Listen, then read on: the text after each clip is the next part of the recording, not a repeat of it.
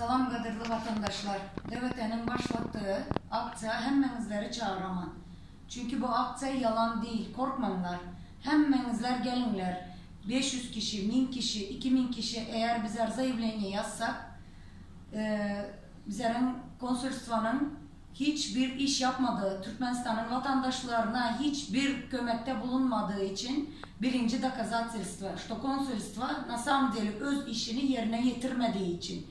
İkinciden şu koronavirüsü hazır 5 kişi gitti Türkmenistan'a uçuyorlar.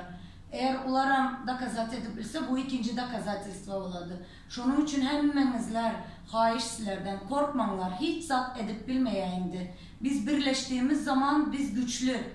Eğer bir kişi, 2 kişi olsak, конечно bizlere utup bilmedi hiç kim. Ama 1000 kişi, 2000 kişi, 3000 kişi eğer hemmemiz toplansak biraz da hiç zat edip bilmeye bizim öyümüzdekilere, karındaşlarımıza, beçelerimize, enemize, atamıza hiç zat edip bilmeye, şunun için hemmenizlere haiş çağıraman.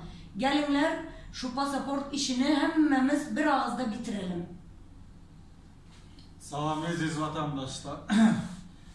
Biz öz haklarımızı talep etmeye öğrenelim ve öz içimizdeki korkunu yok edelim. Berdi Muhammed, sana yüzleyen, sen vazifeni taşlap gidene çelli, bu Türkmenistan milleti ağzı birliğine, erkilliğine kavuşana çelli iza adım atmayız.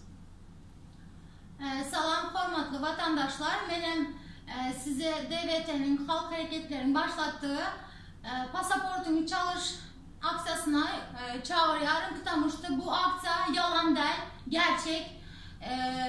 Kanun boyunca bizler haklarımızı talep ediyoruz. Hiçbirimiz, hiçbir suç işlemimiz yok.